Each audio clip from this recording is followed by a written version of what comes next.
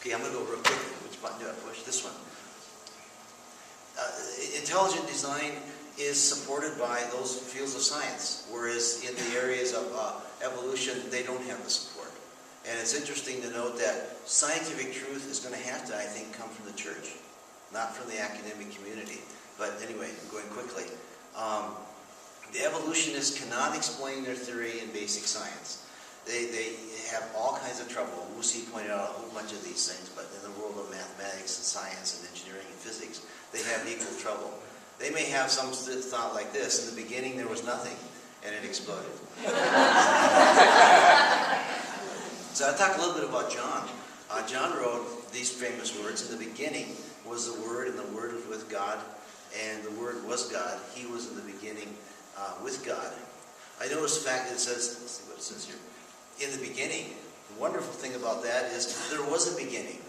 And at one time, and I see a lot of folks old enough to remember, that the classical theory of the time, 1950s and earlier, was a steady state theory of the universe. The universe is as it is right now, and it hasn't, and it's not going to change. Well, there were some scientists and engineers, electrical engineers, that proved that to be false. 1957 approximately, Bell Laboratory people were building a big antenna, trying to transmit signals to Europe. They decided to measure the energy coming from the stars. Every place they pointed the antenna, they got 4 degrees Kelvin worth of energy. And meanwhile, this is at Murray Hills, New Jersey. Down the road a little bit, at Princeton University, some scientists were saying, if there was a beginning, and they took Einstein's equations, is there any evidence in the universe today? They cranked through the equations and they said, there should be background radiation 4 degrees Kelvin. So the science and the engineering matched up. That was the end of the steady state theory. Now everyone knows there was a beginning. In the beginning was the Word. Have you ever wondered why Jesus chose, or God chose to title his son Word? I mean, I can think of all kinds of titles I might use, but W-O-R-D is not one of them. Well, the answer is simple. What do we use words for? We use words to communicate hidden ideas. And Jesus is a communication of the hidden God. If we want to know God, we can then look to the Word, and he will communicate him to us. Now, Wusi mentioned that we have an outreach in Chinese. Last Friday night, we had our first Chinese-English Bible study in Pullman with the students at those two universities. And they started looking at that and said, let's see, the Word was with God, and the Word was God. Some of these folks have never heard of Christianity. And they said, what are you Christians talking about? How can you be with and also be the same thing? Well, they're getting at the Trinity. Well, electrical I've come up with an answer to that finally after all these years. You take something called light. There's some physicists that look at light and they say that light can be perfectly described by wave theory. We have lenses for our glasses and cameras and things like that. So that's true. Light is perfectly defined by wave theory. Also, it can be perfectly defined by particle theory, or photons. Those two theories are totally different. Light is a particle, light is a wave. How can it be two different things? You get one. Well, as you go up in dimensions, from 4 dimensions to 5 dimensions and 6 dimensions, you can bring those two theories together. God, as you go up in the dimensions, we can explain the Trinity. How it is, I don't know. Someday we'll find out. But anyway, it's something that science has two things that are one. God talks about 3 things being one. Okay, I believe that that can happen very easily. So yeah, I said that. So you see verse 2. Verse 2 says, he was in the beginning with God. Now that looks totally redundant. What's verse 2 doing? What does verse 2 tell us that verse 1 does not tell us? And it's the first word, he.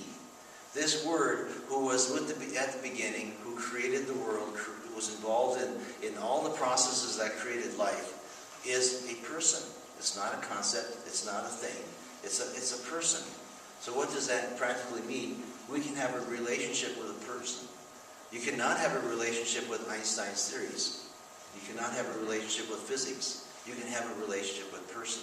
So the Christian world brings a personal relationship with God himself in the lives of each of us. All things came to be through him, came into being through him, and apart from him, nothing came into being that has come into being. You know, if you stop to think about, a minister told me that the best thing you can say about this verse is fold your hands and say, Amen. Amen. Because if you start to think about this verse, you can run into trouble. And he pointed out that he's noticed that some first Christians don't like to run into trouble. And they realize if they start to think about something, they can run into trouble. So the conclusion is don't think. So how can you run into trouble? Well, you know, if all things were created and there's sin in the world, did God create sin? See, that's a difficulty that the non-Christians can push us up. This subject came up last Friday night too with the Chinese students.